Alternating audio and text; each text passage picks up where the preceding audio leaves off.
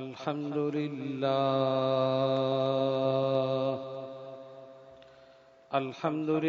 نحمده ونستعینه ونستغفره ونؤمن به ونتوکل علیہ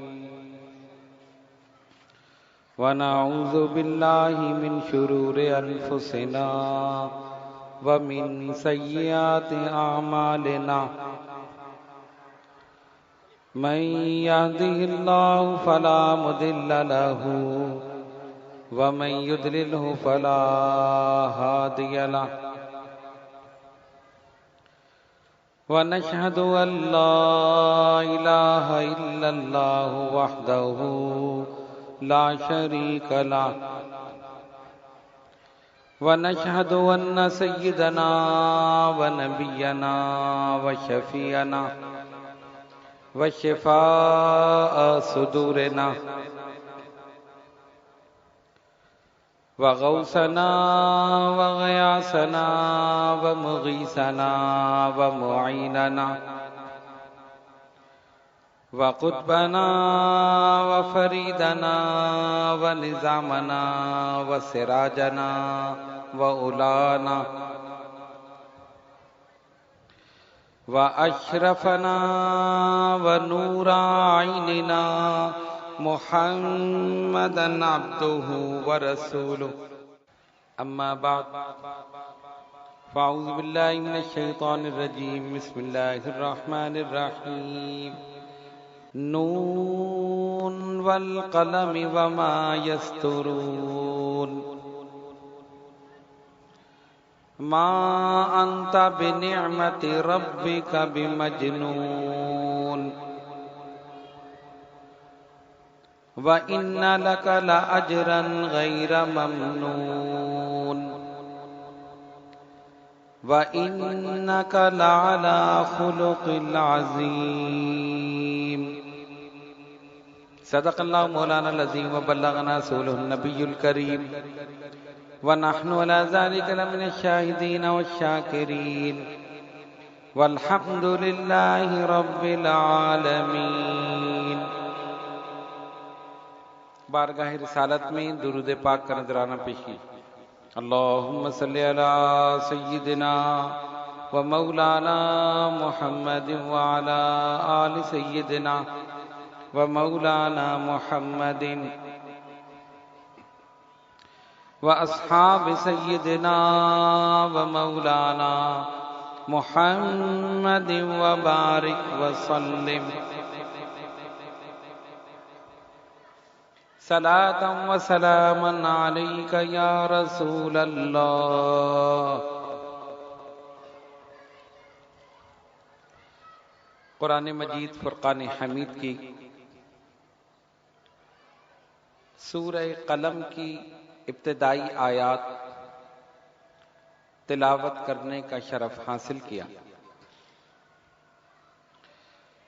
اللہ رب العالمین جل جلالہ عم نوالہ اس آیت مبارکہ میں قلم کی قسم کھا کر کافروں کی گستاخی کا جواب دے رہا اور نبی پاک علیہ الصلوۃ والسلام کی شان بیان فرما رہا۔ شان نزول اس کا یہ ہے کہ جب اللہ کے حبیب علیہ الصلوۃ والسلام نے دین اسلام کی تبلیغ فرمائی تو کافروں نے، بدبختوں نے یہ کہنا شروع کیا کہ معاذ اللہ ثم معاذ اللہ، یہ مجنون ہے، دیوانے ہیں، ان کی بات نہ مانو۔ کیونکہ حقیقت حال یہ تھی کہ اللہ کے حبیب علیہ الصلوۃ والسلام اپنی مبارک اور مقدس زبان سے جب کلام ربانی سناتے تھے تو دلوں پر اثر ہوتا تھا۔ جو سرکار کے قریب جاتا تھا دولت ایمان سے مشرف ہو جاتا۔ کافر بڑے پریشان تھے، لوگوں کو روکتے تھے کہ ان کے قریب نہ جاؤ، ان کی بات نہ سنو، ان کے پاس نہ بیٹھو، تو انہوں نے کہنا شروع کر دیا معاذ اللہ یہ تو مجنون ہے، دیوانے۔ اور ابو جہل بدبخت، جب اللہ کے حبیب علیہ الصلوۃ والسلام راستے میں چلتے تھے اور تبلیغ فرماتے تھے تو یہ بدبخت پیچھے سے کہتا تھا لوگوں اس کی بات نہ ماننا، یہ مجنون ہے، دیوانہ۔ ذرا سا غور کریں، اگر یہ کیفیت ہمارے ساتھ ہو تو ہماری کیا حالت ہوگی؟ سرے بازار۔ لیکن نبی پاک علیہ الصلوۃ والسلام ان کی اس گستاخی کا کوئی جواب نہیں دیتے، صبر کرتے، استقامت اختیار کرتے، اور جو کچھ اللہ نے ذمہ داری آپ پر ڈالی تھی سرکار بس وہ پورا فرماتے۔ تو جب ایسا ہوا، انہوں نے کہا کہ یہ مجنون ہے، معاذ اللہ دیوانے ہیں، ان کی بات نہ مانو نہ سنو۔ اللہ تبارک و تعالی نے سورہ مبارکہ نازل فرماتی۔ اللہ فرماتا ہے نون والقلم وما یسطرون، قسم ہے قلم کی اور اس سے لکھے ہوئے نوشتے کی، یعنی جو تحریر کی گئی ہے اس کی قسم۔ ما انت بنعمت ربک بمجنون، اے محبوب صلی اللہ علیہ وسلم آپ اپنے رب کے فضل سے مجنون یا دیوانے نہیں۔ یہ جو گستاخیاں کر رہے ہیں بدبخت، ایسا نہیں ہے۔ اب اگلی آیت میں سرکار کو تسلی دی جا رہی ہے، جیسے کوئی اگر کسی کو چھیڑے، کسی کو تنگ کرے، آپ کے کسی ساتھی کو یا کسی بہت ہی پیاری شخصیت کو جس سے آپ محبت کرتے ہوں، اور آپ یہ دیکھیں کہ اس کے دل کو صدمہ پہنچا، کسی کو برا کہا جائے گا تو اس کے دل کو تکلیف ہوگی، صدمہ پہنچے گا، تو ہم کیا کریں گے؟ ہم اس کو تسلی دیں گے، نہیں تم پریشان نہ ہو، یہ جو کہہ رہا ہے یہ تو ایسے ہی کہہ رہا ہے، یہ بدبخت ہے، تمہیں پریشان ہونے کی ضرورت نہیں۔ پھر تسلی دینے کا ایک انداز یہ ہوتا ہے کہ جس کو تسلی دی جا رہی ہے اس کے ساتھ نعمتوں کا ذکر کیا جائے، یا اس کو اللہ تبارک و تعالی نے جو نعمتیں عطا کی ہیں ان کا ذکر کیا جائے۔ مثال کے طور پر آپ کے کسی دوست کو کسی نے تنگ کیا، وہ رنجیدہ ہو کر، غم زدہ ہو کر بیٹھ گیا، اب آپ اس کے پاس گئے، آپ نے کہا نہیں نہیں تمہیں پریشان ہونے کی ضرورت نہیں، یہ جو آدمی تمہیں تنگ کر رہا ہے، تمہیں برا بھلا کہہ رہا ہے، اس کی طرف توجہ نہ دو، دیکھو اللہ نے تمہیں کیسی نعمتیں عطا کی، دیکھو اللہ نے کتنا بڑا مکان عطا کیا، دیکھو اللہ نے تمہیں اولاد عطا کی، کتنا بڑا منصب عطا کیا۔ ہم اس کی دلجوئی کرتے ہیں کہ اس لیے کہ جو صدمہ اس کے دل کو پہنچا ہے وہ دور ہو جائے۔ خالق کائنات پہلے قلم کی اور اس سے لکھے ہوئے نوشتے کی قسم کھاتا ہے، پھر ان کی گستاخی کا جواب دیتا ہے۔ اے محبوب صلی اللہ علیہ وسلم آپ اپنے رب کے فضل سے مجنون یا دیوانے نہیں ہیں۔ اب اگلی آیت میں تسلی دی جا رہی ہے وَإِنَّ لَكَ لَأَجْرًا غَيْرَ مَمْنُونَ، اے محبوب صلی اللہ علیہ وسلم آپ کے لیے تو ایسا اجر ہے جو کبھی بھی ختم نہیں ہوگا۔ آپ کو تو ہم نے ایسا اجر عطا فرمایا، اس کا سلسلہ جاری رہے گا، نہ ختم ہونے والا اجر آپ کے لیے۔ سرکار کے قلب مبارک کو تسلی دی جا رہی ہے۔ اس کے بعد پھر سرکار کی شان بیان ہو رہی، وَإِنَّكَ لَعَلَىٰ خُلُقٍ عَظِيمٍ، اے محبوب صلی اللہ علیہ وسلم آپ تو حسن اخلاق کے عظیم مقام پر فائز ہیں۔ گویا خالق کائنات یہ بتا رہا ہے ارے مجنون تو وہ ہوتا ہے جس سے لوگ دور بھاگتے ہیں، دیوانہ تو وہ ہوتا ہے جس کا اخلاق خراب ہوتا ہے، دیوانہ وہ ہوتا ہے جس سے لوگ دور بھاگتے ہیں، اس کے کوئی قریب نہیں آتا۔ اے محبوب صلی اللہ علیہ وسلم آپ کی شان تو یہ ہے کہ آپ تو اخلاق کے عظیم مقام پر فائز ہیں، اور ہم نے آپ کو ایسا اجر عطا فرمایا ہے جس کا سلسلہ کبھی ختم نہیں ہوگا، ہمیشہ جاری رہے۔ تو پہلی آیت میں اللہ تبارک و تعالی نے قلم کی اور اس سے لکھے ہوئے نوشتے کی قسم کھائی۔ دوسری آیت میں کافروں کی گستاخی کا جواب دیا تیسری آیت میں حضور علیہ الصلوۃ والسلام کو تسلی دی، چوتھی آیت میں سرکار کی شان بیان فرمائی، آپ حسن اخلاق کے عظیم مقام پر فائز۔ اب سوال یہ پیدا ہوتا ہے کہ اس آیت کو شروع کیا نون سے۔ نون کیا ہے؟ ایک حرف ہے۔ اللہ نے فرمایا نون والقلم وما یسطرون۔ اب نون کا ترجمہ کیا ہوگا؟ آپ کوئی بھی تفسیر اٹھا کر دیکھ لیں، اس آیت کے تحت 29ویں پارے کی یہ سورہ مبارکہ ہے، سورہ قلم کے نام سے، سورہ نون کے نام سے اور دیگر نام اس کے 29ویں پارے میں موجود۔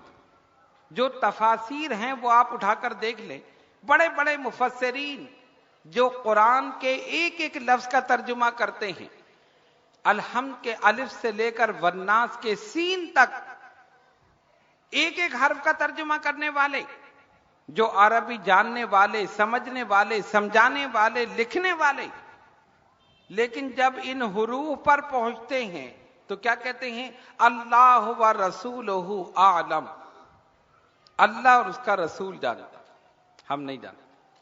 ان حروف کو کیا کہتے ہیں؟ حروف مقطعات۔ کیا کہتے ہیں ان حروف کو؟ حروف مقطعات۔ قرآن کریم میں ہے نا، مثلا الف لام میم، اس کے کیا معنی ہو؟ آپ تفسیر اٹھا کر دیکھ لیں، اللہ و رسولہ عالم، اللہ اور اس کا رسول جانتا۔ کاف ہا یا عین صاد، کیا معنی ہو؟ ہا میم عین سین قاف، کیا معنی ہو؟ صاد قاف نون، کوئی معنی نہیں، لکھے ہی نہیں۔ کیا ان کے معنی نہیں ہے؟ معنی ہے، ایسا نہیں ہے کہ ان کے معنی نہیں۔ الف لام میم کا معنی ہے، الف کا معنی اس کے اندر پوشیدہ ہے، لام کا معنی اس کے اندر پوشیدہ ہے، میم کا معنی اس کے اندر پوشیدہ۔ ایسا نہیں کہ یہ حروف بے معنی ہیں۔ اور اگر آپ یہ کہیں گے کہ ان حروف کا کوئی معنی ہی نہیں، تو پھر تو مطلب یہ ہوگا کہ قرآن بے معنی ہے، معاذ اللہ۔ اور یہ ہو نہیں سکتا کہ اللہ کا کلام بے معنی ہو جائے، یہ ناممکن بات۔ ان کا معنی ہے لیکن ہم نے نہیں جانا ہے،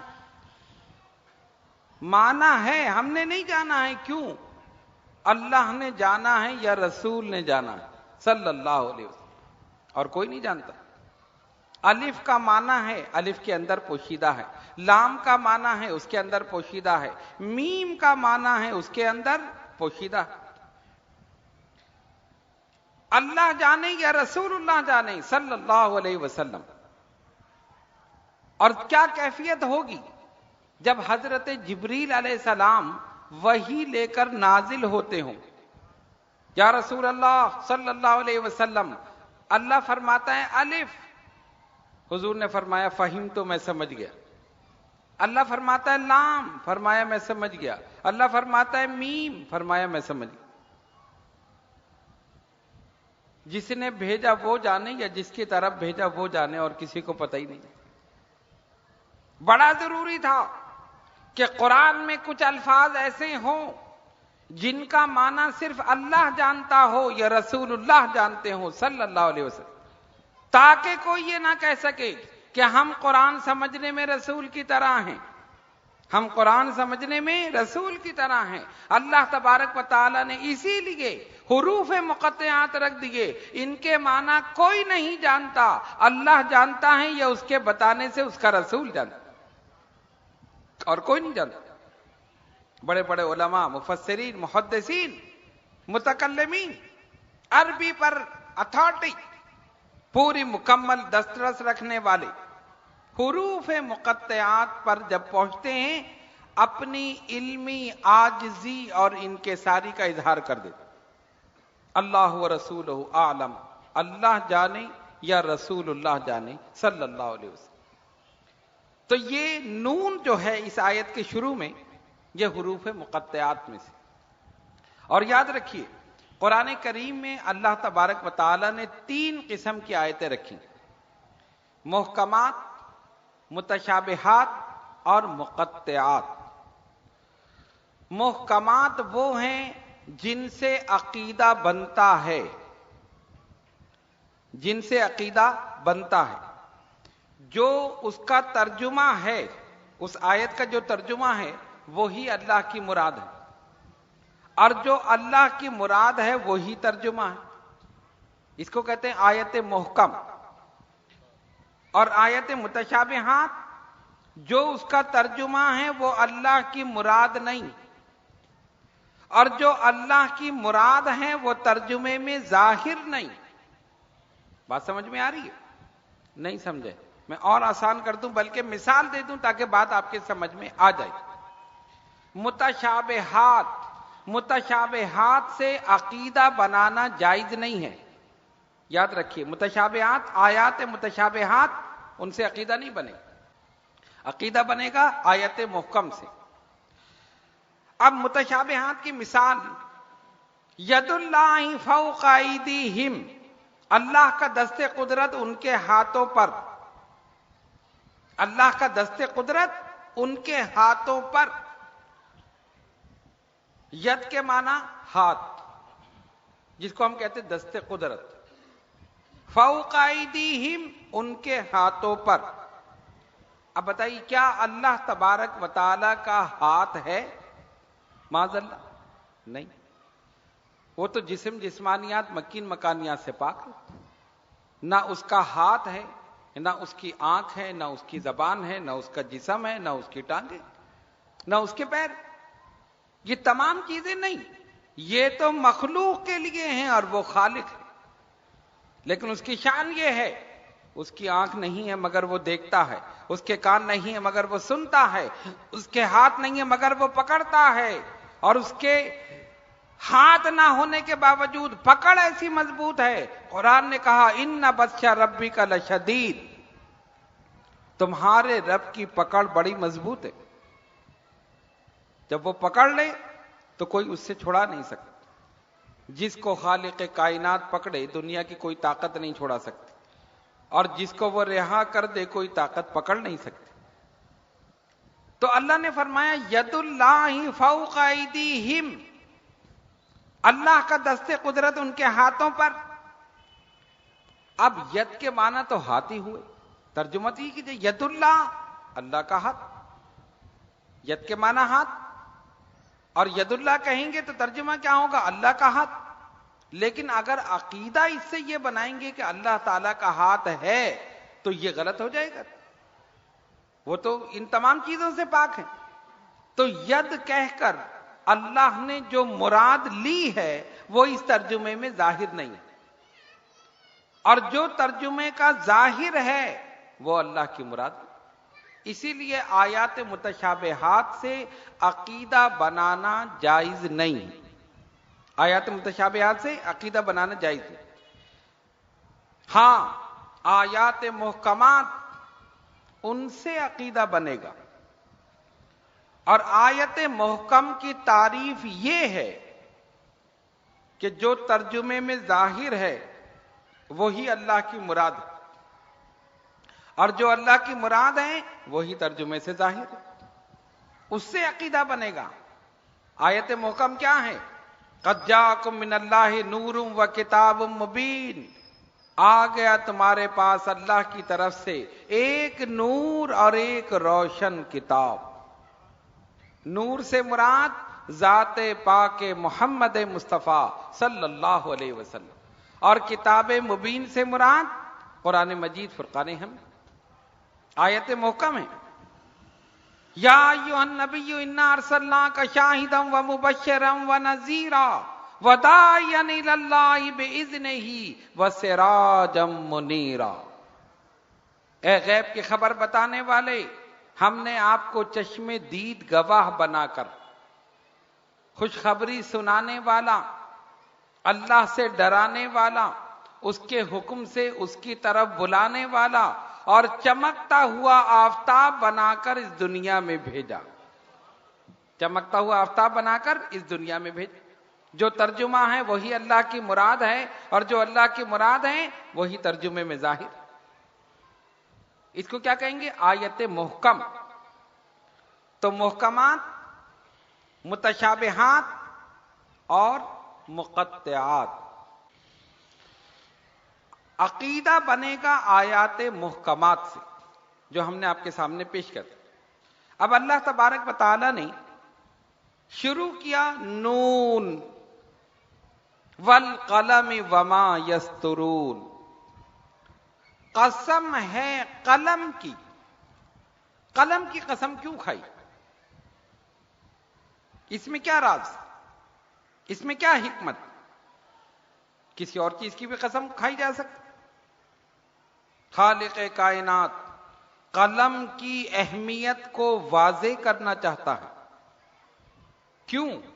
قلم علم کو محفوظ رکھتا ہے، قلم علم کو باقی رکھتا ہے، قلم علم کو محفوظ کرنے کا ذریعہ ہے، قلم علم کی اشاعت کا ذریعہ ہے، قلم علم کو دوسروں تک پہنچانے کا ذریعہ ہے، قلم ترسیل کا ذریعہ ہے، اسی لیے قلم کی قسم کھائی۔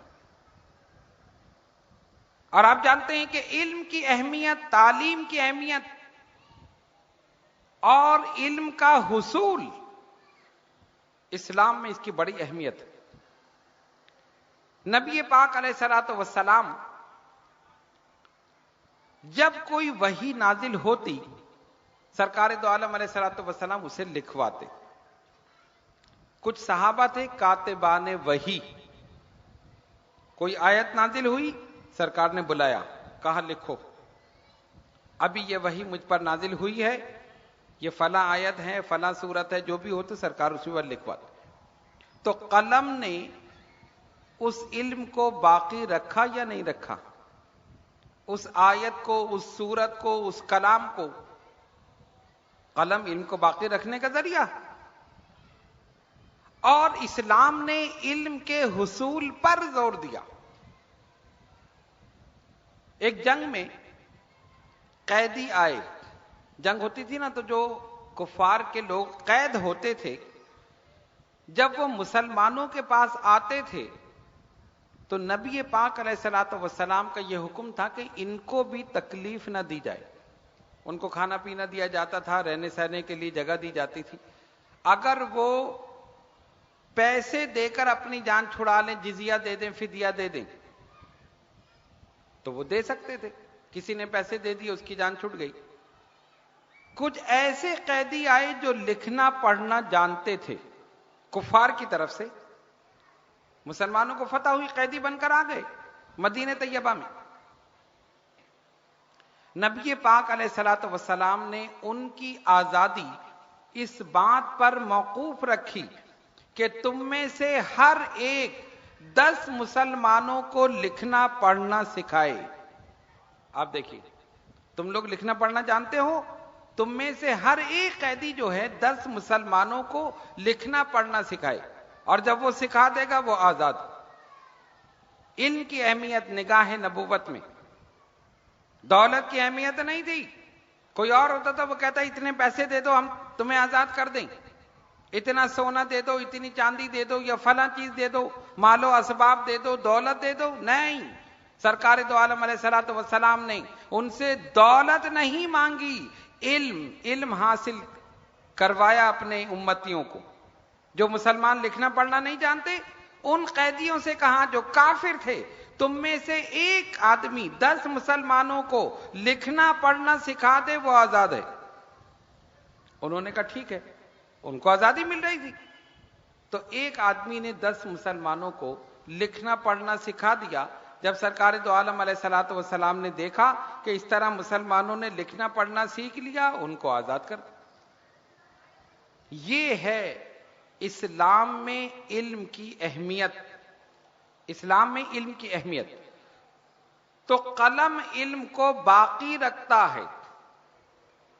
ہر کسی کا حافظہ اتنا تیز نہیں ہوتا کہ وہ چیز یاد رکھ سکے۔ علم جو ہے نا دماغ کے اندر محفوظ ہوتا ہے، یادداشت میں ہوتا ہے، بعض دفعہ نکل بھی جاتا ہے۔ لیکن اگر آپ وہی چیز لکھ لیں، تحریر میں لے آئیں، وہ ہمیشہ کے لیے باقی رہے۔ اگر آپ بھول گئے، آپ نے کتاب کھول کے دیکھا، فوراً یاد آ گیا۔ پتہ چلا کہ قلم علم کو باقی رکھتا ہے۔ اور ایسا بھی ہوا کہ اللہ تبارک و تعالی نے صحابہ کو ایسا قوی حافظہ بھی عطا فرمایا کہ جو اپنے حافظے پر زیادہ بھروسہ کرتے تھے، لکھتے نہیں تھے۔ ایسا عظیم الشان حافظہ تھا۔ روایت میں آتا ہے کہ حضرت ابو ہریرہ رضی اللہ تعالی عنہ نبی پاک علیہ الصلوۃ والسلام کی بارگاہ میں حاضر ہوئے۔ یا رسول اللہ صلی اللہ علیہ وسلم، انی اسمع منک حدیثا کثیرا، یا رسول اللہ میں آپ سے کثیر احادیث سنتا ہوں، آپ کی خدمت میں بیٹھتا ہوں، احادیث سنتا ہوں، لیکن اکثر بھول جاتا، کچھ حصہ نکل جاتا ذہن سے۔ اب میں کیا کروں؟ نبی پاک علیہ الصلوۃ والسلام نے فرمایا، ابو ہریرہ اپنی چادر پھیلاؤ۔ انہوں نے اپنی چادر پھیلائی۔ کہتے ہیں سرکار دو عالم علیہ الصلوۃ والسلام نے اپنے دونوں ہاتھوں کو اس طرح کیا، جیسے کوئی چیز اٹھاتے نا ہاتھ میں، ایسے کر کے اور اس طرح ان کی چادر میں ڈال دیا۔ فرمایا، ابو ہریرہ اس چادر کو اپنے سینے سے لگا لو۔ کہتے میں نے چادر کو اٹھا کر سینے سے لگا لیا، اس کے بعد جو بھی سنتا ہوں مجھے ہمیشہ یاد رہتی۔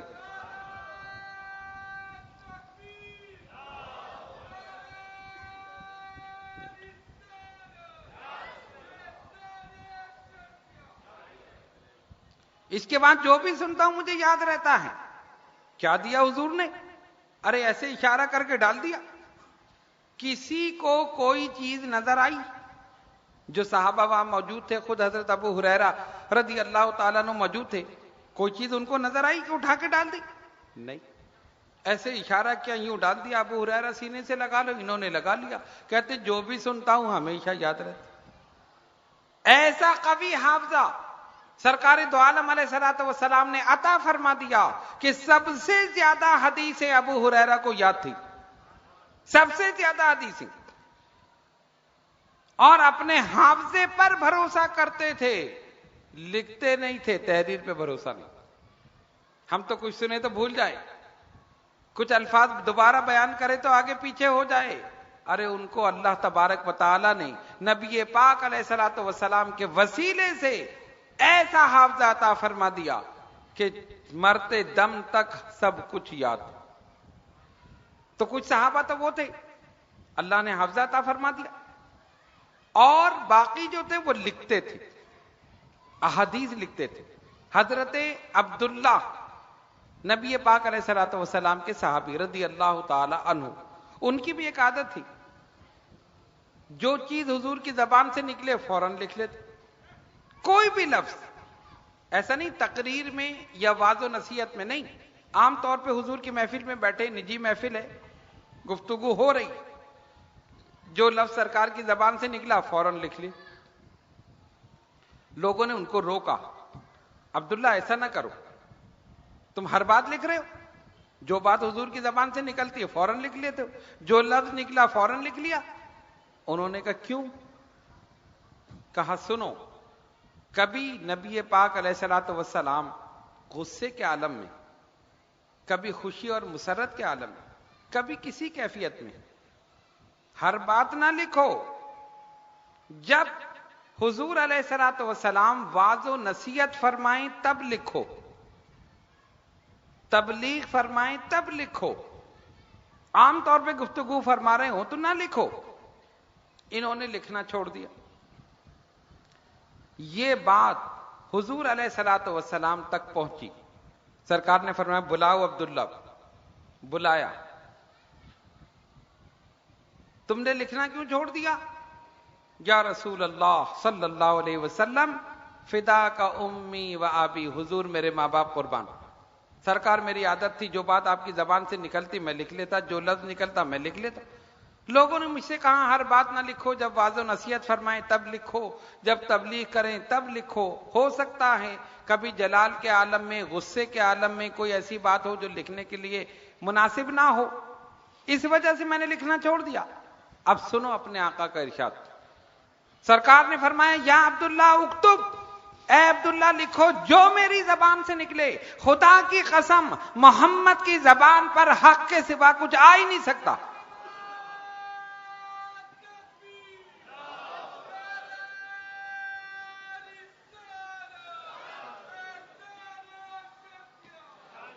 محمد کی زبان پر حق کے سوا کچھ آ ہی نہیں سکتا، جو حق ہوگا وہی میری زبان پر آئے گا، اور جو میری زبان سے نکلے گا خدا کی قسم وہ حق ہوگا۔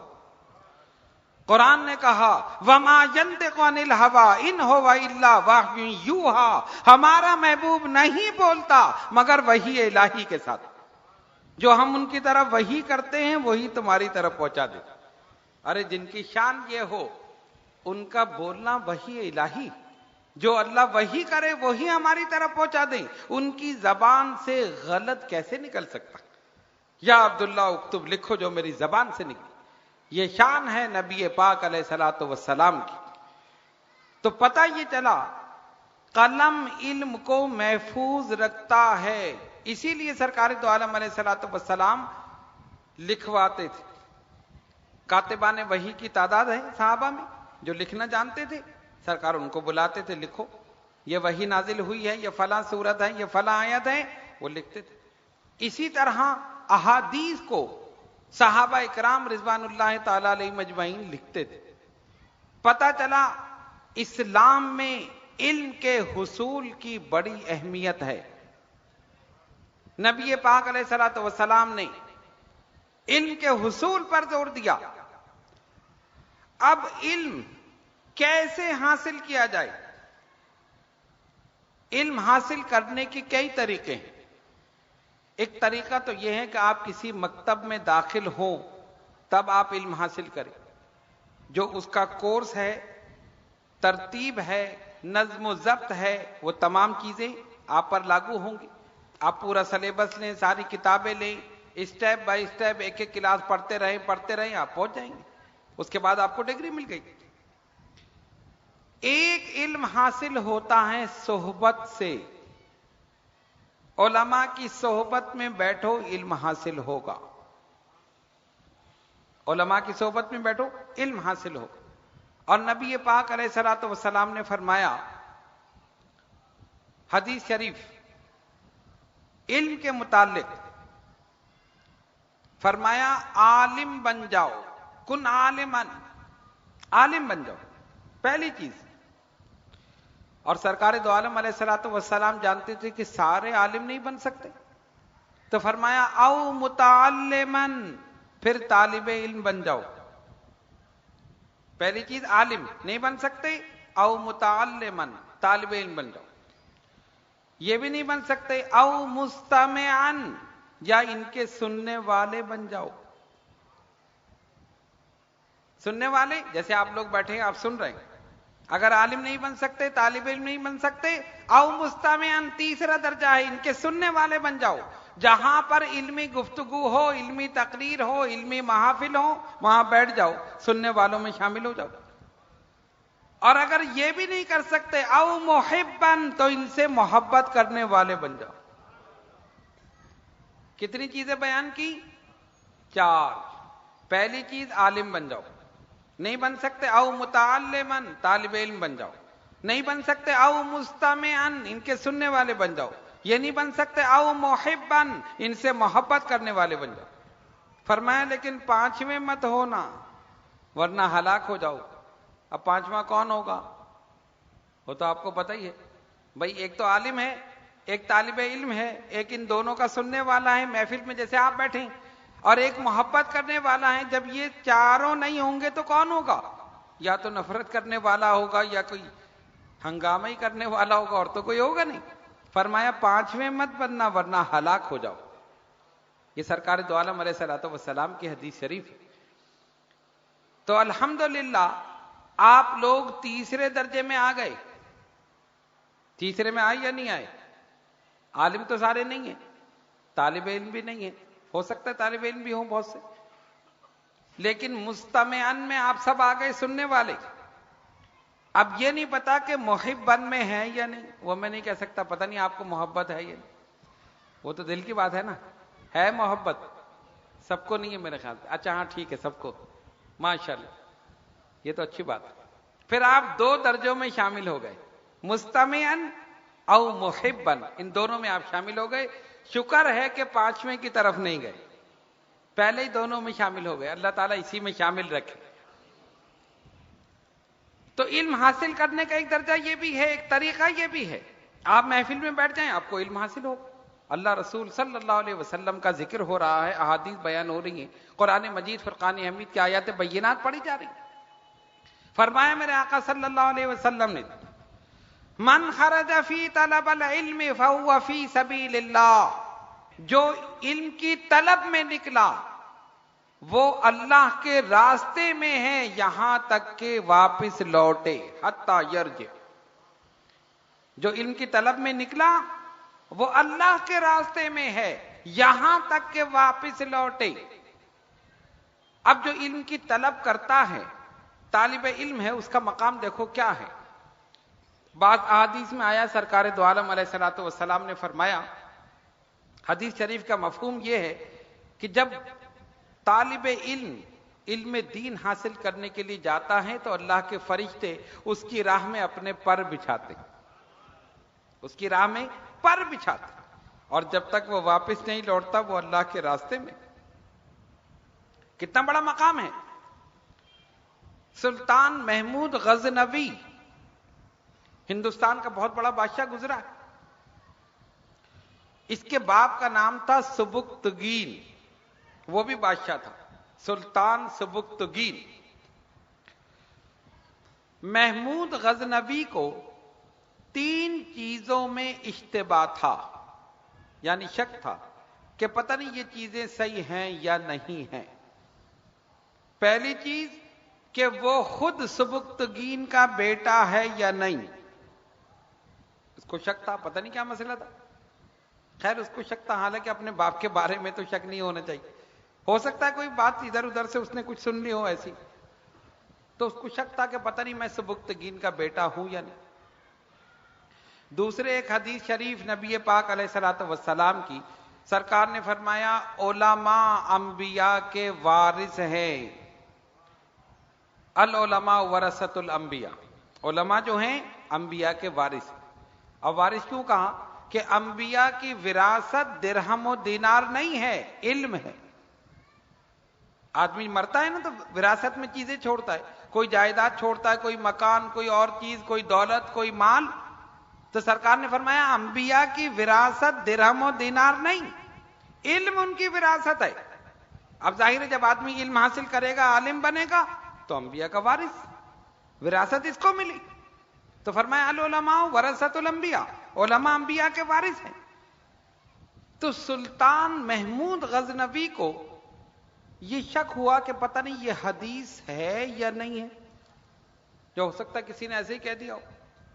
2 چیز. اور تیسری چیز، روز قیامت قائم ہوگا یا نہیں ہوگا. کتنی چیزیں ہو گئیں؟ 3. اب یہ یاد رکھنا، میں پوچھ لوں گا، پتہ چل جائے گا کون کون غور سے سن رہا ہے. پہلے تو میں بتا دوں، اس کے بعد میں پوچھ لوں گا. پہلی چیز، وہ سبکتگین کا بیٹا ہے یا نہیں، یہ اس کو شک تھا. دوسری چیز، علماء انبیاء کے وارث ہیں، یہ حدیث شریف ہے یا نہیں. تیسری چیز، روز قیامت قائم ہوگا یا نہیں ہو. 3 چیزیں اشتباہ. سو گیا. اچھا اب کیا ہوا؟ یہ اس کو ایک اشتباہ تھا، اس نے کسی سے پوچھا نہیں. ایک دن رات کے وقت اپنی سواری پر سے گزر رہا، اور آپ جانتے ہیں کہ بادشاہ جب گزرتا ہے تو کیا کیفیت ہوتی. دیکھا ہوگا کسی گورنر کو گزرتے ہوئے، گزرتے رہتے ہیں نا، سارے راستے بند، سارے سگنل بند، سارے کون گزر رہے؟ جی صاحب بہادر گزر رہے ہیں، وزیر اعظم گزر رہے ہیں، صدر صاحب گزر رہے ہیں، گورنر صاحب گزر رہے ہیں. پروٹوکول، ادھر سپاہی ادھر سپاہی، اور کسی کی تو جان ہے ہی نہیں، انہی کی جان ہے بس، وہی قیمتی. عوام کی جان قیمتی نہیں ہے. ایمبولنس رکی ہوئی ہے، مریض تڑپ رہا ہے، راستے بند ہیں، کیوں؟ صدر صاحب گزر رہے ہیں. صدر کی جان زیادہ قیمتی، عوام کی تھوڑی قیمتی. تو یہ کیفیت ہوتی ہے. یہ آپ نے دیکھا نا، یہ شروع سے چلا رہا. سلطان محمود غزنوی جب رات کے وقت اپنی سواری پر، شاہی سواری گزر رہا، تو اس زمانے میں لائٹ تو تھی نہیں جو روشنی ہوتی، مشعل تھی. مشعلیں ہوتی نا، اس سے روشنی ہوتی. وہ بڑی خوبصورت مشعلیں، ایک ادھر سواری پر ایک ادھر، دونوں طرف رکھی ہوئی. اور اس کے جو مصاحبین ہیں، جو سپاہی ہیں، وہ بھی مشعل بردار، یعنی وہ مشعلیں لے کر چل رہے. پورا راستہ روشن ہو رہا ہے، بادشاہ کی سواری گزر رہی. یہ بڑے رعب کے ساتھ، بڑے شان کے ساتھ محمود غزنوی سواری پر بیٹھا. پورا راستہ روشن ہو رہا ہے مشعلوں کی وجہ سے. اچانک اس کی نظر ایک نوجوان پہ پڑی، محمود غزنوی کی. اس نے دیکھا کہ ایک نوجوان دنیا مافیا سے بے خبر، یعنی اس کو کچھ نہیں پتا کیا ہو رہا ہے. اس کے ہاتھ میں ایک کتاب، اور جو مشعل اس کی سواری پر لگی ہوئی، اس کی روشنی دور دور جا رہی، اس مشعل کی روشنی میں کتاب پڑھتا ہوا جا رہا. اتنا شوق اسے علم کا. غریب ہوگا، اس کے گھر میں ہو سکتا ہے کہ تیل نہ ہو جس سے چراغ جلا سکے، یا اور کوئی چیز نہ ہو جس سے روشنی ہو وہ پڑھ سکے. تو اس نے دیکھا کہ بادشاہ کی سواری جا رہی ہے. وہ اپنے گھر سے نکلا کتاب لے کر. اس کی نظریں بالکل کتاب پر، ادھر ادھر نہیں دیکھ رہا. لوگ تو دیکھ رہے ہیں بادشاہ کی سواری جا رہی ہے، کوئی بادشاہ کو دیکھ رہا ہے، کوئی سواری کو، کوئی مصاحبین کو، سب کو دیکھ رہے ہیں. لیکن وہ طالب علم دین کا علم حاصل کر رہا تھا، ایک دینی کتاب لے کر اس کو پڑھ رہا. سواری آگے بڑھ رہی ہے، یہ بھی آگے بڑھتا چلا جا رہا ہے، اس روشنی میں کتاب پڑھتا ہوا جا رہا. اس کے دل پر بڑا اثر ہو، بادشاہ کے دل پر. اس نے سوچا کہ دیکھو کتنا علم کا شوقین ہے یہ، سب مجھے دیکھ رہے ہیں، میری شان، میری سواری دیکھ رہے ہیں، اور یہ کتاب پڑھنے میں کتنا منہمک ہے، اتنے انہماک کے ساتھ کتاب پڑھ رہا ہے. اس کو پتہ ہی نہیں سواری چل رہی ہے، سواری آگے بڑھتی ہے، روشنی آگے بڑھتی ہے نا، تو یہ بھی آگے آگے بڑھتا، نظر وہیں کتاب پر ہے. اس نے کیا کیا، محمود غزنوی نے آگے بڑھ کے وہ مشعل نکال کے اس بچے کو دے دی، لے جا. خوش ہوا نا کہ یہ اتنے شوق سے علم حاصل کر رہا. یہ مشعل اٹھا کے دی، لے جاؤ. وہ بچہ خوش ہو گیا. پہلے تو اس روشنی میں پڑھ رہا تھا، اب اس کو مل گئی، وہ لے کے چلا گیا. اس کی سواری گزر گئی، پہنچ گیا اپنے محل.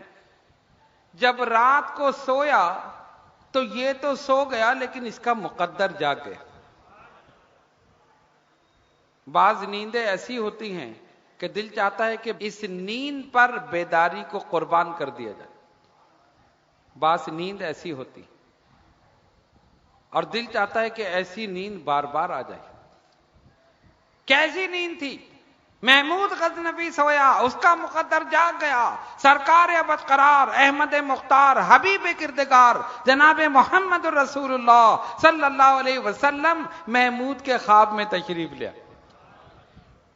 سرکار نے کرم فرمایا، خواب میں تشریف لائے، اور لا کر کیا فرمایا؟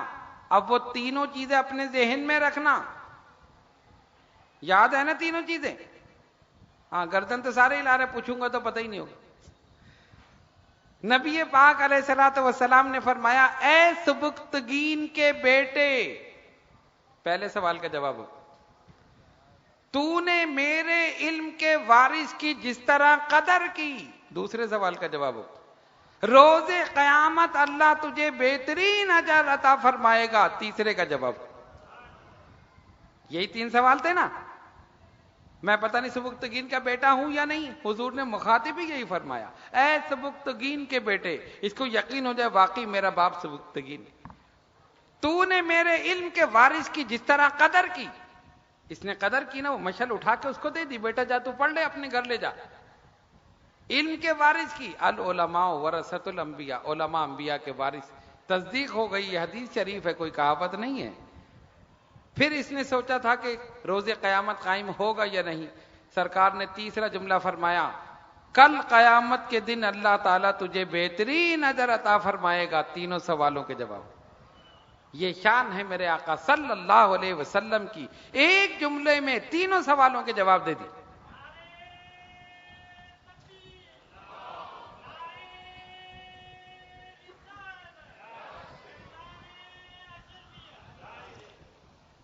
سرکار دو عالم علیہ الصلوۃ والسلام نے فرمایا نا، انا افصح العرب، میں عرب میں سب سے زیادہ فصیح ہوں، میں عرب میں سب سے زیادہ فصیح ہوں، فصاحت اور بلاغت کے لحاظ سے مجھ سے زیادہ فصیح کوئی نہیں۔ اور فصاحت کیا ہے؟ فصیح وہی ہے بات مختصر ہو، جملہ مکمل ہو، الفاظ کم ہو، گویا کوزے میں دریا کو بند کر دینا، یہ فصاحت ہے۔ ہوتی نا کوئی بہت لمبی چوڑی بات کرتا ہے، آگے جا کے مطلب اتنا سا نکلا، پوری 2 گھنٹے کی تقریر کر دی، 3 گھنٹے کی تقریر، یا ویسے گفتگو کر رہے ہیں، ادھر ادھر کی باتیں کر رہے ہیں، جب مقصد بیان کیا تو اتنا سا، ارے یہ بات تم پہلے ہی کہتے تھے، اتنی لمبی تمہید باندھنے کی کیا ضرورت؟ اور جو فصیح ہوتا ہے، فصاحت اور بلاغت جس کے اندر ہوتی ہے، وہ جملہ مختصر کہتا ہے، بات اس کے اندر سب کچھ ہوتی، ایک جملے میں سب کچھ۔ نبی پاک علیہ الصلوۃ والسلام نے ایک جملہ ارشاد فرمایا، اس کے تینوں سوالوں کے جواب دے دیے۔ انا افصح العرب، میں عرب میں سب سے زیادہ فصیح ہوں۔ گویا سرکار دو عالم علیہ الصلوۃ والسلام نے بتا دیا، مجھ سے کسی کی قلبی کیفیت پوشیدہ نہیں۔ اچھا یہ بتاؤ کہ محمود غزنوی نے کیا حضور علیہ الصلوۃ والسلام کی بارگاہ میں عرض کیا تھا کہ سرکار آپ آ کر مجھے بتائیں؟ نہیں، عرض کرنے کی ضرورت ہی نہیں، حضور جانتے، حضور جانتے۔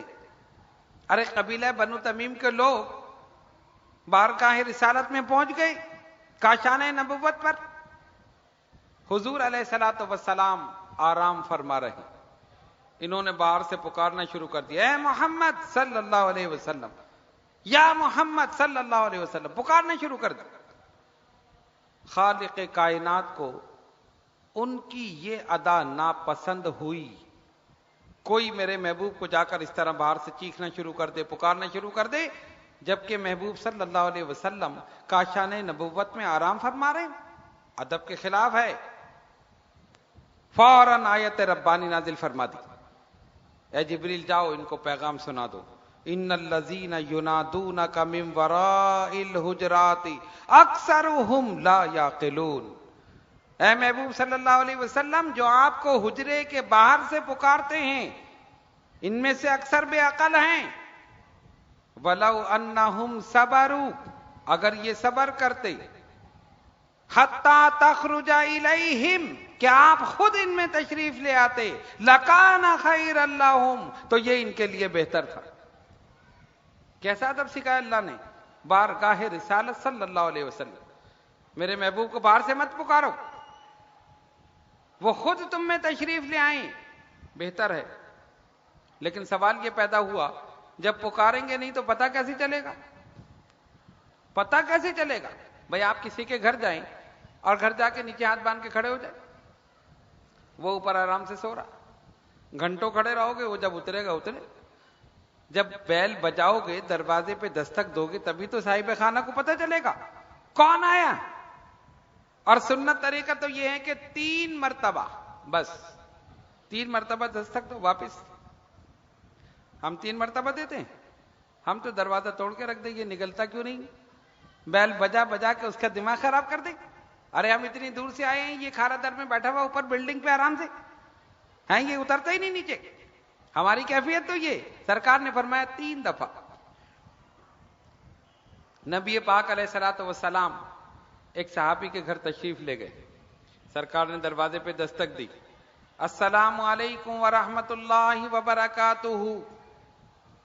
صحابی نے سنا، دروازہ نہیں کھولا، حضور نے توقف کیا، پھر دستک دی، السلام علیکم ورحمۃ اللہ وبرکاتہ، انہوں نے سنا، دروازہ نہیں کھولا، تیسری مرتبہ پھر دستک دی، السلام علیکم ورحمۃ اللہ وبرکاتہ، انہوں نے سنا، فوراً دروازہ کھول دیا۔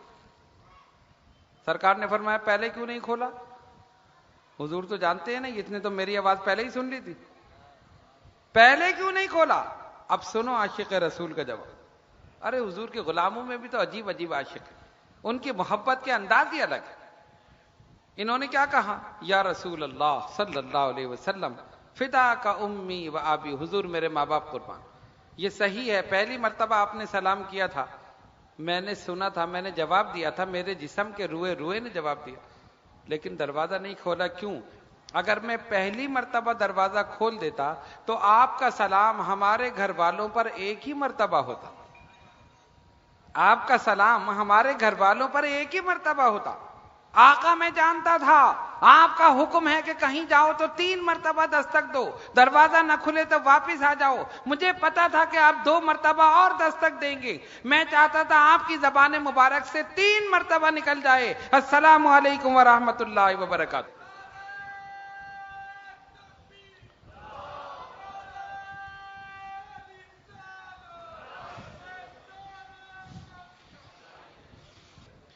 تین مرتبہ آپ کی زبان مبارک سے نکل جائے، ارے 3 مرتبہ نکل گیا ہمارے لیے تو اب سلامتی ہی سلامتی، رحمت ہی رحمت ہے، کرم ہی کرم۔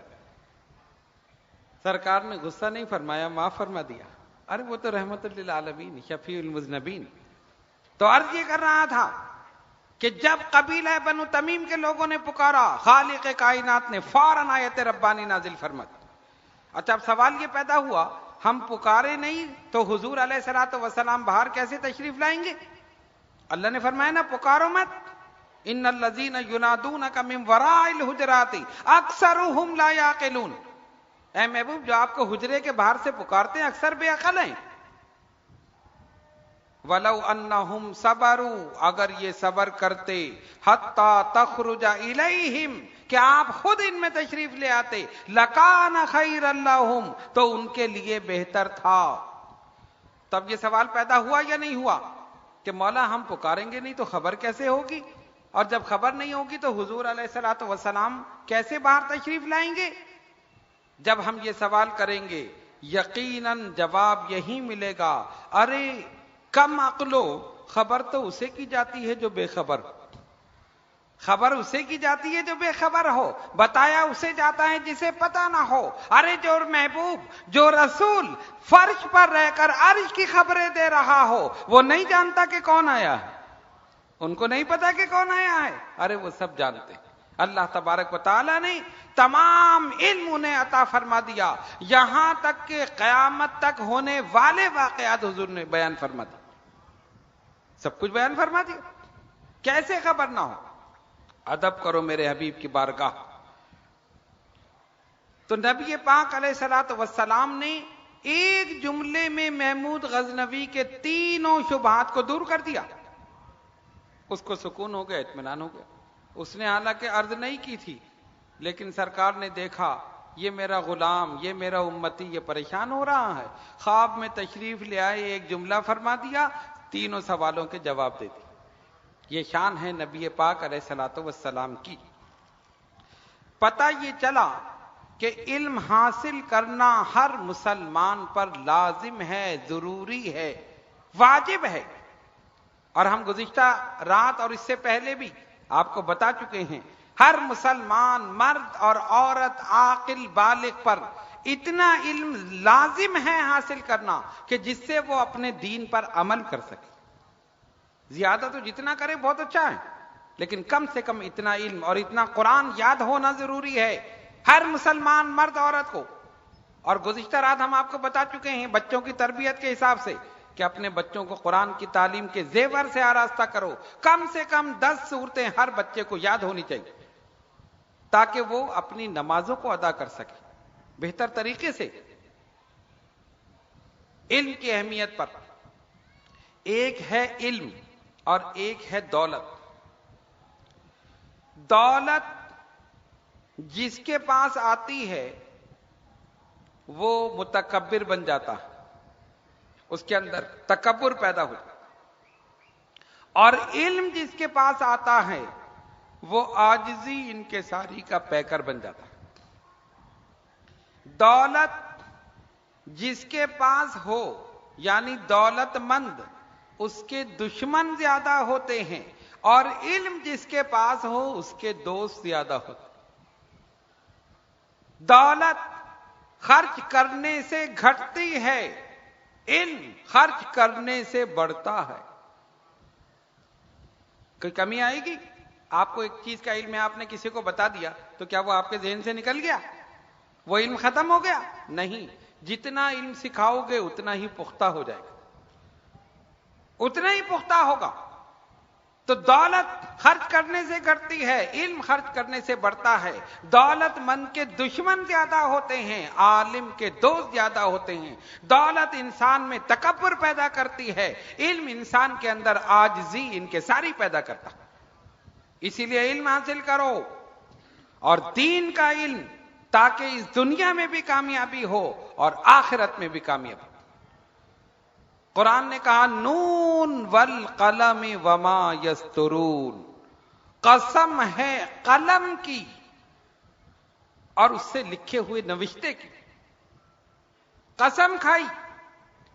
اور یاد رکھو، علم اس وقت حاصل ہوتا ہے جب 3 چیزوں کا ادب کیا جائے.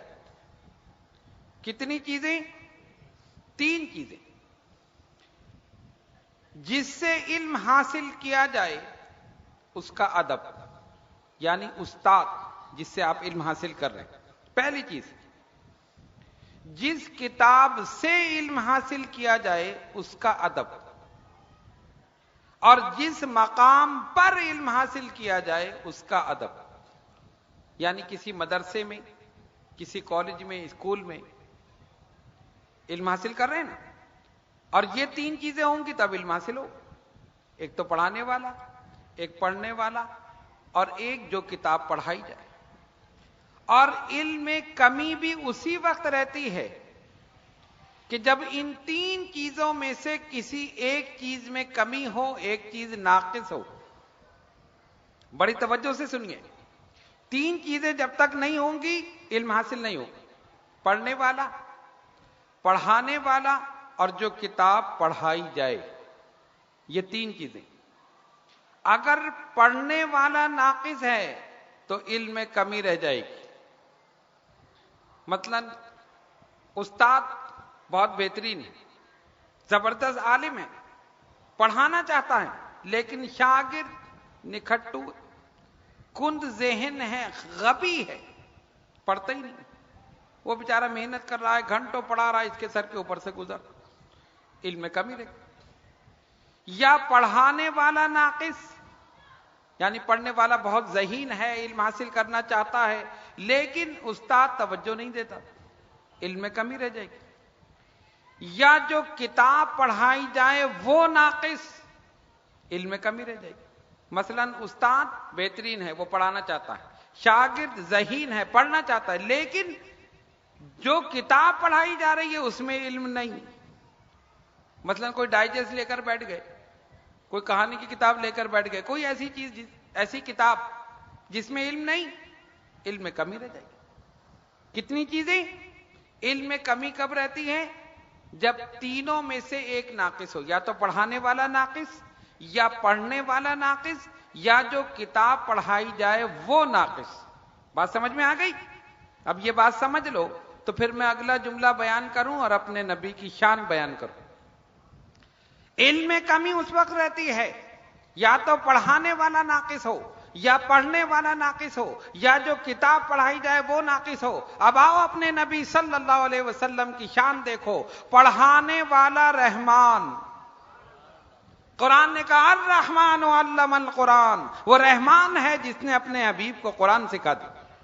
پڑھانے والا رحمان، پڑھنے والے سید الانس والجان، اور کتاب جو پڑھائی گئی اس میں ہر شے کا روشن بیان. پھر کمی کہاں سے رہے گی؟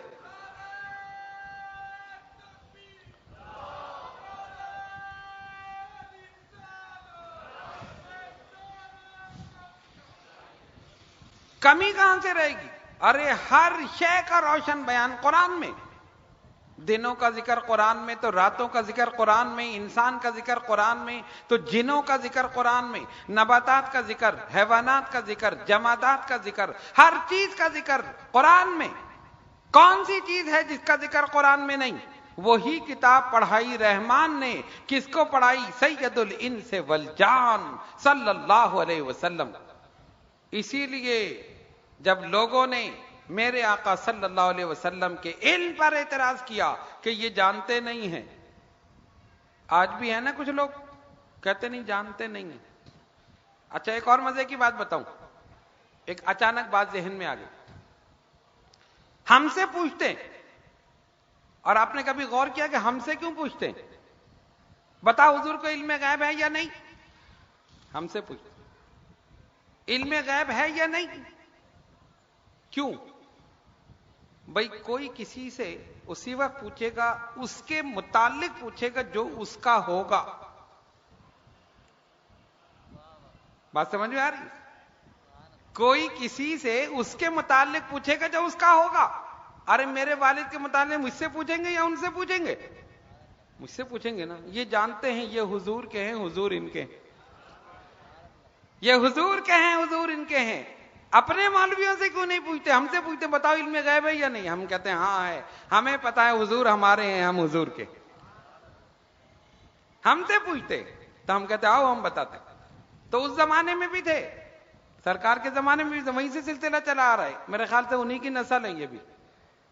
وہ کہتے دیکھو محمد صلی اللہ علیہ وسلم کچھ نہیں جانتے معاذ اللہ. وہ کون تھے؟ منافق. منافق تھے. حضور کی محفل میں آتے تھے, مسجد میں آتے تھے, نماز پڑھتے تھے سرکار کے پیچھے. بتاؤ اس سے بڑا اعزاز کیا ہوگا؟ حضور علیہ الصلوۃ والسلام کی اقتداء میں نماز پڑھتے تھے, اور وہاں جا کے کہتے ہم تو ان کو بے وقوف بنا رہے ہیں, ہم تو تمہارے ساتھ. کافروں سے کہتے یہ کچھ نہیں جانتے. دیکھو محمد صلی اللہ علیہ وسلم کو کچھ نہیں پتا. وہ کہتے ہیں میں جانتا ہوں, تو ہمیں کیوں نہیں جانتے؟ ہم تو ان کے پیچھے نماز پڑھتے ہیں, ہم تو یہ کرتے ہیں, ہمیں جانتے نہیں. جب ان کی اعتراضات, ان کی گستاخیاں حد سے بڑھنے لگی, تب میرے آقا صلی اللہ علیہ وسلم کو جلال آ گیا. حضور اپنے منبر پر رونق افروز ہوئے, فرمایا سلونی فلا تسلونی, پوچھو مجھ سے جو کچھ پوچھنا چاہتے ہو. آج میں اپنے منبر سے نیچے نہیں اتروں گا جب تک کہ ایک ایک سوال کا جواب نہیں دے دوں.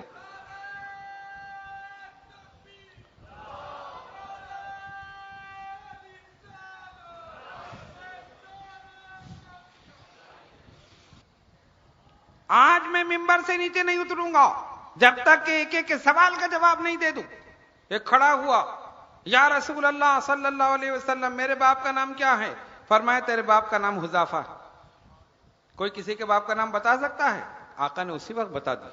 ایک اور کھڑا ہوا, اس نے سوال کیا, اس کا جواب دیا. دوسرا کھڑا ہوا, اس کا جواب دیا. سب کے سوالوں کے جواب دے دیے, اور بار بار فرما رہے سلونی فلا تسلونی, پوچھو مجھ سے, پوچھو مجھ سے سوال کرو, میرے علم پہ اعتراض کرتے ہو.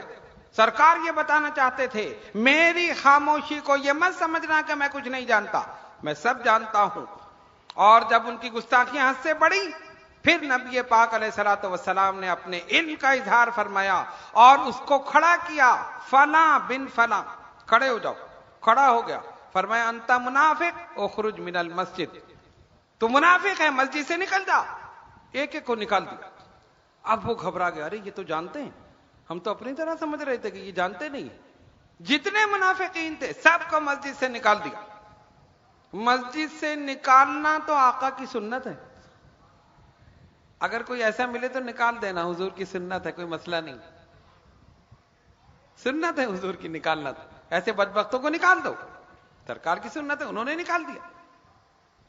علم کا اظہار فرما دیا, ایک ایک منافق کو پکڑ کر مسجد سے نکال دیا.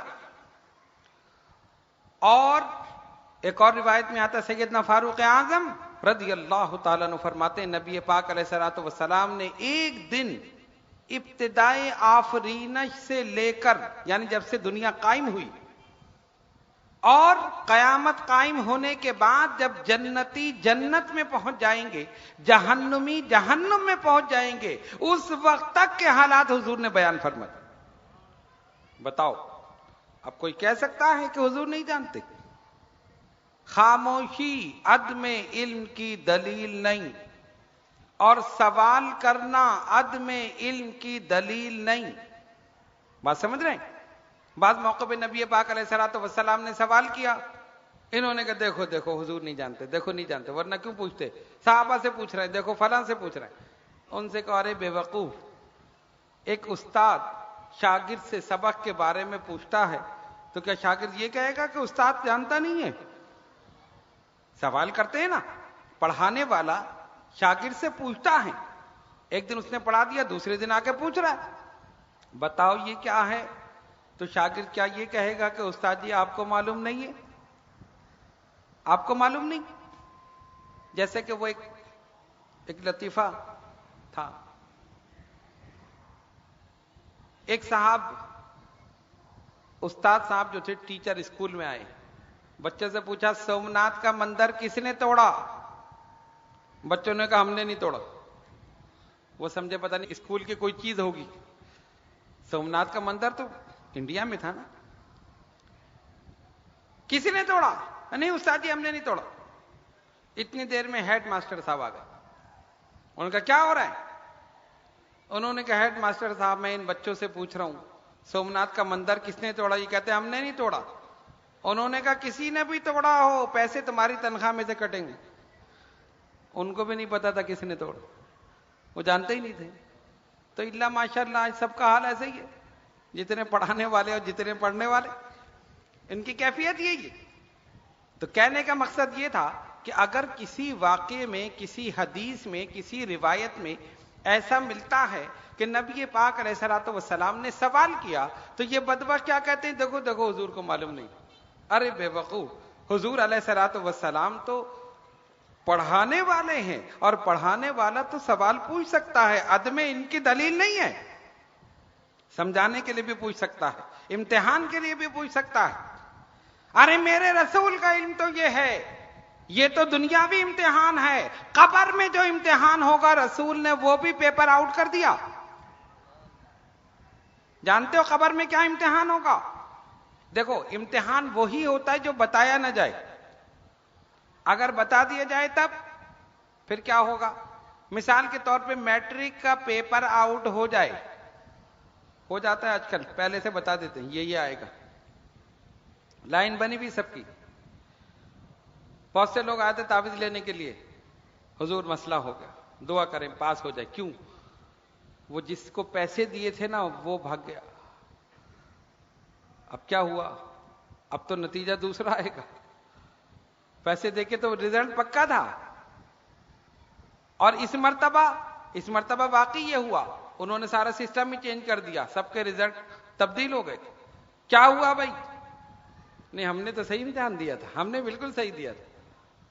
کیا مطلب؟ جو چیک کرنے والے تھے وہ بدل گئے، پیپر خراب ہو گیا۔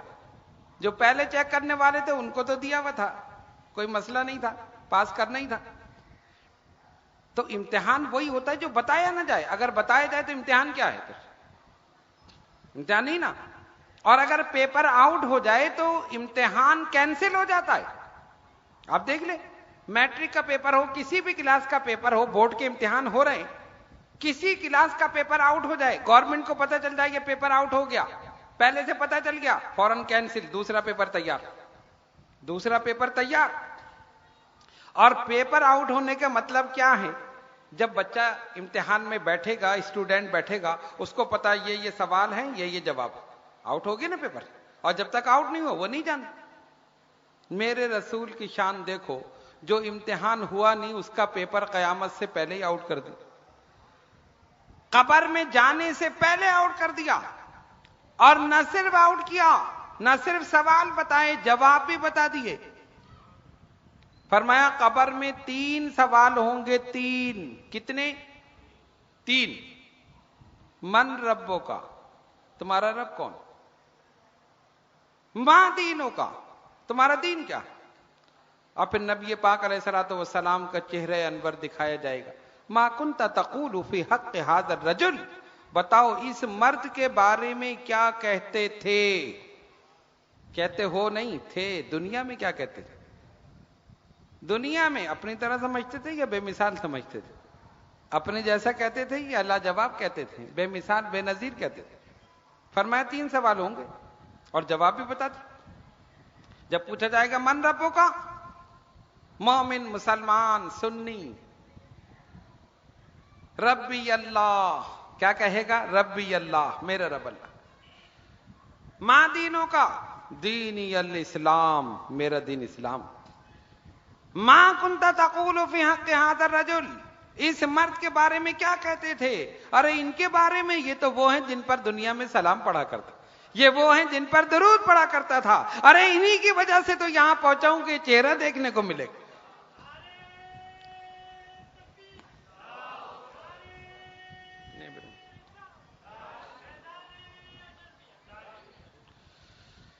اسی کو کسی شاعر نے لکھا، قبر میں سرکار آئے تو میں قدموں پر گروں، اور فرشتے جب اٹھائے تو میں ان سے یوں کہوں، ایسے پائے ناز سے اب اے فرشتوں کیوں اٹھوں، مر کے پہنچا ہوں یہاں اس دلربا کے واسطے۔ اللہ یا رسول، مر کے پہنچا ہوں یہاں اس دلربا کے واسطے، مر کے پہنچا ہوں یہاں اس دلربا کے واسطے۔ ارے ان کے بارے میں پوچھتے ہو، مرے اس لیے ہیں کہ ان کا دیدار ہو، قبر میں اس لیے آئے کہ ان کا دیدار ہوگا۔ ان کے بارے میں ھذا نبی محمد رسول اللہ صلی اللہ علیہ وسلم، یہ تو میرے پیارے نبی صلی اللہ علیہ وسلم، سرکار نے پیپر آؤٹ کر دیا۔ لیکن اب کیا ہوگا؟ اگر آپ سوال اور جواب یاد کر لیں تو آسانی ہوگی آسانی۔ پہلا سوال ہے من ربو کا، تو اس کا ثواب ہے ربی اللہ۔ دوسرا سوال ما دینوں کا، تو دینی الاسلام۔ تیسرا سوال یہ تو ہم کہہ دیں گے ھذا نبی محمد رسول اللہ صلی اللہ علیہ وسلم۔ کیا حضور نے حکم دیا کہ یہ یاد کر لو؟ نہیں، ورنہ تو اگر پیپر آؤٹ ہو جائے تو بڑی آسانی ہوتی ہے، یہ سوال ہے یہ جواب ہے، جلدی سے رٹ لو، یاد کر لو، جا کے فٹافٹ لکھ دو۔ نہیں میرے بزرگوں اور دوستوں، اگر کل قبر میں یہ تینوں سوال جو تم سے کیے جائیں گے ان کے جواب دینا چاہتے ہو تو اس دنیا میں رسول کی محبت اپنے دل میں رکھو اور ان کی اطاعت اور فرما برداری میں زندگی گزار دو، خود بخود جواب تمہیں آ جائیں گے۔ ارے پہچانے گا تو وہی نا جو دنیا میں مانتا ہوگا، جو جانتا ہوگا، جو بے مثال مانتا ہوگا، جو بے نظیر مانتا ہوگا۔ ارے جو اپنے جیسا مانتا ہوگا وہ کیسے پہچانے؟ اور ایک اور بات، نبی پاک علیہ الصلوۃ والسلام کی شان دیکھو۔ یہ کہتے ہیں نا تم سلام پڑھتے ہو تو حضور علیہ الصلوۃ والسلام آتے ہیں، یہ تمہارا عقیدہ، وہ سنتے ہیں۔ کئی جگہ کیسے آئیں گے؟ کھارا در میں محفل ہو رہی ہے تو فلاں جگہ محفل ہو رہی ہے، تو موسیٰ لائن میں ہو رہی ہے، تو ناظم آباد میں ہو رہی ہے، کراچی کے مختلف علاقوں میں، پھر مختلف شہروں میں، پھر مختلف ملکوں میں۔ ایک نبی کیسے ہر جگہ؟ ہم نے کہا سنو، حضور علیہ الصلوۃ والسلام نے کیا فرمایا؟ جب مردے کو دفن کیا جاتا ہے تو فرشتے داخل ہوتے ہیں اور یہ 3 سوال کرتے ہیں، 3، ٹھیک ہے نا؟ اگر فرض کرو کسی بس کا حادثہ ہو گیا، 20-25 آدمی ایک ساتھ ایکسپائر ہو گئے، ختم، ایک ساتھ ان کو دفن کیا گیا،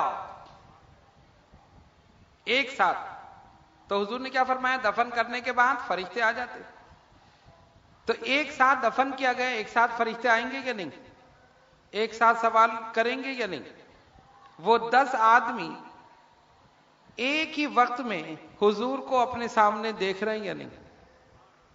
اچھا یہ تو 10 کی بات ہے، اگر جہاز کا حادثہ ہو گیا، 400-500 آدمی ایک ساتھ ہی ختم، اور 400-500 کو ایک ساتھ دفن کیا گیا، ایک ساتھ سوال ہوئے، وہ 500 آدمی نبی پاک علیہ الصلوۃ والسلام کو اپنے سامنے دیکھ رہے ہیں یا نہیں؟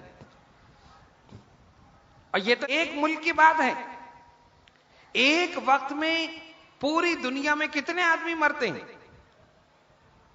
1 کروڑ مسلمان ایک دن میں، یا 1 لاکھ یا 1000، کم سے کم 1000 اگر سمجھو ایک ملک میں یا مختلف ملکوں میں، ایک ساتھ دفن کیا گیا، وہ 1000 حضور علیہ الصلوۃ والسلام کو اپنے سامنے دیکھ رہے ہیں یا نہیں؟ اچھا یہ تو ابھی کی بات ہے، جب نبی پاک علیہ الصلوۃ والسلام ظاہری حیات میں موجود تھے اس وقت بھی تو لوگ دفن ہوتے تھے نا، مسلمان اس وقت بھی مرے، انتقال کیا، شہید بھی ہوئے جنگوں میں، اور ایسا بھی ہوا کہ ایک ساتھ ان کو دفن کیا گیا۔ جب ایک ساتھ دفن کیا گیا تو ایک ساتھ سوالات ہوئے، تو تیسرا سوال جب ایک ساتھ ہوا ہوگا کہ بتاؤ ان کے بارے میں کیا کہتے تھے، تو وہ سارے کے سارے زمین کے نیچے حضور علیہ الصلوۃ والسلام کو اپنے سامنے دیکھ رہے ہیں، اور جو صحابہ زمین کے اوپر ہیں وہ حضور کو اوپر اپنے سامنے دیکھیں۔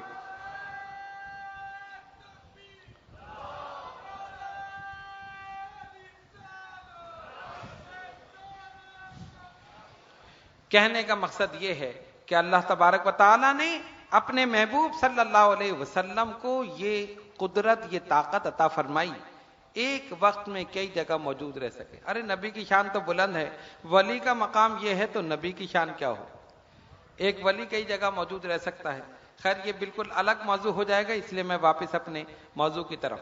قرآن نے کہا نون والقلم وما یسطرون، قسم ہے قلم کی اور اس سے لکھے ہوئے نوشتے کی، ما انت بنعمت ربک بمجنون، اے محبوب صلی اللہ علیہ وسلم آپ اپنے رب کے فضل سے مجنون نہیں۔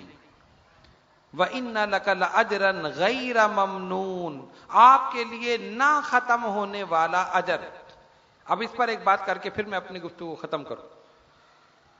نہ ختم ہونے والا اجر، اس کی مثال یہ سمجھیں، ایک آدمی کسی کو قرآن سکھائے، قرآن مجید فرقان حمید، ایک نے کسی کو پڑھنا سکھایا، اس کو حافظ بنایا یا حافظ نہیں بھی بنایا تو ناظرہ کلام پاک اس نے سکھایا، ایک نے، پہلے نے، پھر اس دوسرے نے تیسرے کو سکھایا، تیسرے نے چوتھے کو سکھایا، چوتھے نے پانچویں کو سکھایا، یہ سلسلہ چلتا رہا، پہلے والے کا اجر جاری ہے۔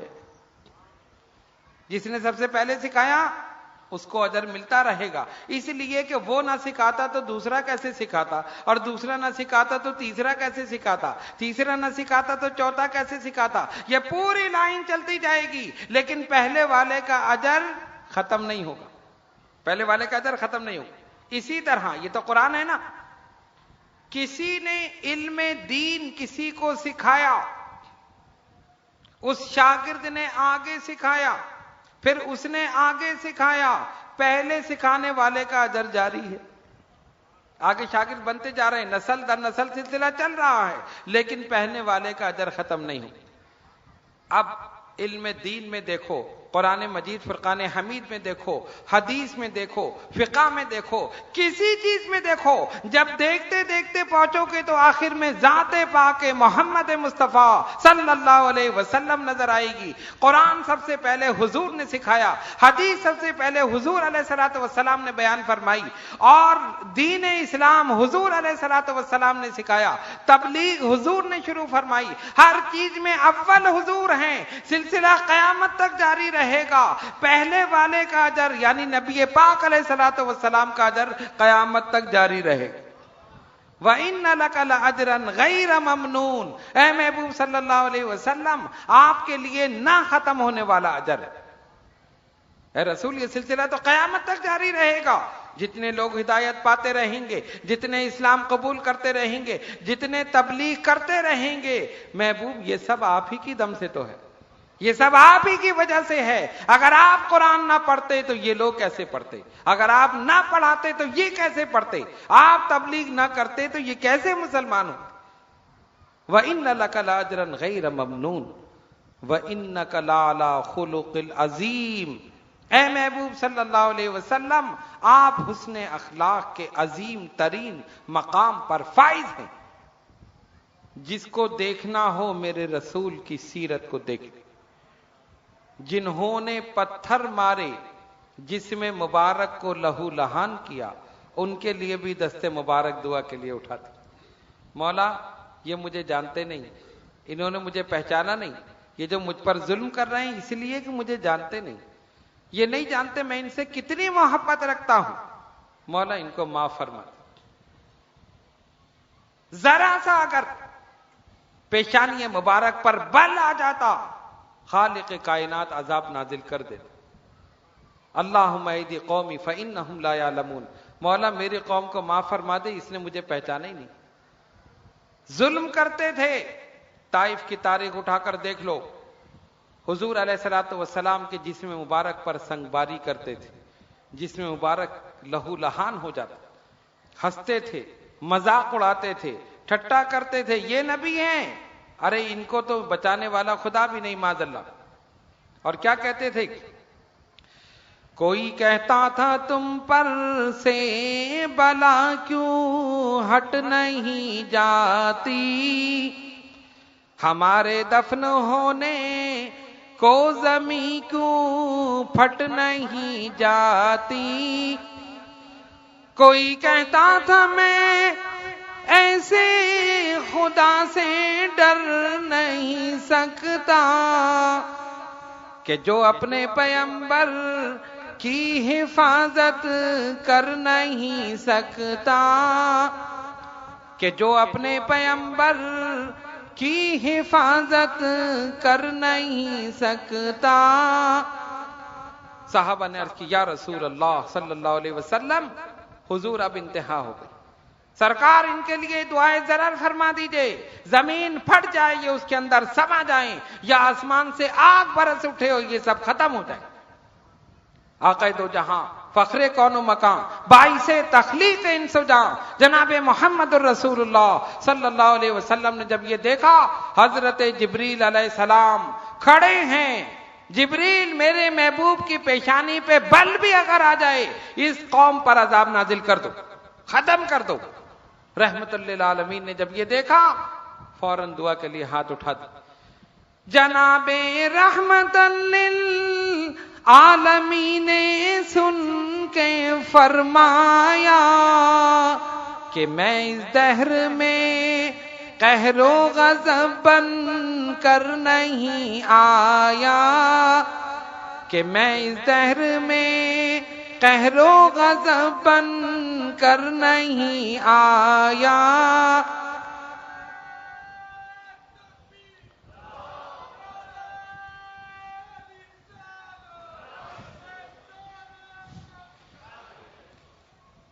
دعا فرما دی. اللہ تبارک و تعالیٰ نے عذاب نازل نہیں کیا. سرکار نے فرمایا یہ نہیں، ان کی نسلیں مسلمان ہوں گی. یہ جو مجھ پر ظلم کر رہے ہیں، سنگباری کر رہے ہیں، میں دیکھ رہا ہوں، ان کی نسلیں مسلمان ہوں گی، وہ اسلام کے سپاہی بنیں گے، اسلام کے مجاہد بنیں گے. اپنی نگاہ نبوت اور رسالت سے دیکھ لیا. قرآن نے کہا وَإِنَّكَ لَعَلَىٰ خُلُقِ الْعَظِيمِ. اے محبوب صلی اللہ علیہ وسلم، یہ تو بدبخت ہے. وقت بتائے گا دیوانہ کون ہے، ایک خدا کو ماننے والا یا 360 بتوں کے سامنے جھکنے والا. دیوانے تو یہ خود ہیں، اپنے ہاتھ سے بناتے ہیں، تراشتے ہیں، سامنے رکھتے ہیں اور خود جھک جاتے ہیں. ارے تم میرے محبوب کو دیوانہ کہہ رہے ہو، تم سے دیوانہ تو دنیا میں کوئی نہیں، تم سے بڑا پاگل اور مجنون تو کوئی نہیں ہے.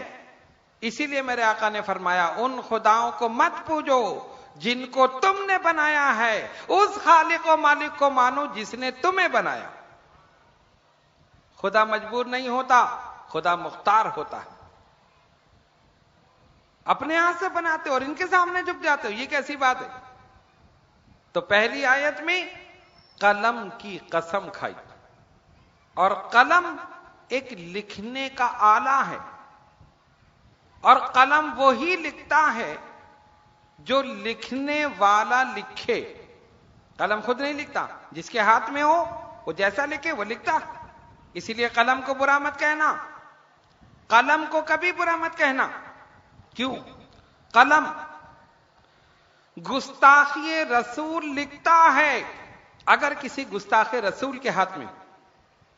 قلم ختم نبوت کا انکار لکھتا ہے اگر قادیانی کے ہاتھ میں ہو. قلم اہل بیت کی شان میں گستاخی لکھتا ہے اگر خارجی کے ہاتھ میں ہو.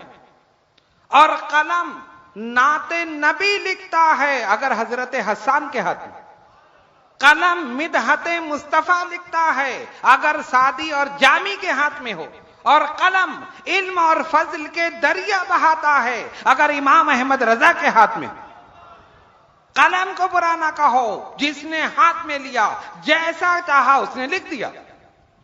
قرآن نے قلم کی اہمیت کو واضح کیا، نون والقلم وما یسطرون۔ قلم علم کو حاصل کرنے کا ذریعہ ہے، قلم علم کو باقی رکھتا ہے، قلم علم کو محفوظ رکھتا ہے، قلم علم کو دوسروں تک پہنچاتا ہے، قلم علم کی تشہیر کرتا ہے، قلم علم کی اشاعت کرتا ہے۔ اسی لیے کہا نون والقلم وما یسطرون۔ تو قلم سے اپنا رشتہ باقی رکھو، کتاب و قلم سے اپنا رشتہ باقی رکھو، اچھی کتابیں پڑھو، اچھی چیزیں لکھو، اور اس قلم کی عزت اور احترام کرو۔ اس سے کوئی ایسی چیز نہ لکھی جائے جو دوسروں کی دل آزاری کا سبب، جو دوسروں میں انتشار کا سبب۔ اتحاد اور اتفاق، محبت، خلوص، یگانگت، اگر یہ کام اس قلم سے لیا جائے گا تو اس دنیا میں بھی کامیاب ہو کے آخرت میں بھی کامیاب۔ اسلام نے تعلیم کی اہمیت پر زور دیا، اس لیے ہم مسلمانوں کو چاہیے کہ اپنے بچوں کو تعلیم کے زیور سے آراستہ کریں۔ ہم گزشتہ تقریروں میں بھی آپ کو بتا چکے ہیں کہ دنیاوی تعلیم بچوں کو دلوانا یہ اسلام نے منع نہیں کیا۔ آپ کوئی بھی علم حاصل کر سکتے ہیں، اپنی اولاد کو، اپنے بچوں کو وہ علم دلا سکتے ہیں، وہ تعلیم حاصل کروا سکتے ہیں، لیکن فوقیت علم دین کو ہونی چاہیے۔ ایسا نہ ہو کہ آپ کا بچہ ڈاکٹر بن کر اسلام پر اعتراض کرنے لگے، انجینئر بن کر اسلام پر اعتراض کرنے لگے، وکیل بن کر اسلام کے قوانین پر اعتراض کرنے لگے۔ ڈاکٹر بنے مگر مسلمان ڈاکٹر بنے، انجینئر بنے مگر مسلمان انجینئر بنے، وکیل یا جج بنے مسلمان وکیل یا جج بنے، کسی شعبے سے تعلق ہو، لیکن غلامی محمد مصطفیٰ صلی اللہ علیہ وسلم کا پٹا اس کے گلے میں ہونا چاہیے، اسلام پر قائم رہے، مرتے دم تک اسلام پر قائم رہے گا تو اس دنیا میں بھی کامیاب رہے گا، آخرت میں بھی کامیاب۔ اللہ تبارک و تعالی ہم سب کو علم حاصل کرنے اور خصوصاً علم دین حاصل کرنے کی توفیق عطا فرمائے، علماء کا ادب احترام، ان کی صحبت میں بیٹھنے کی توفیق عطا فرمائے، اچھے لوگوں کی صحبت میں بیٹھنے کی توفیق عطا فرمائے۔ وآخر دعوانا ان الحمد للہ رب العالمین۔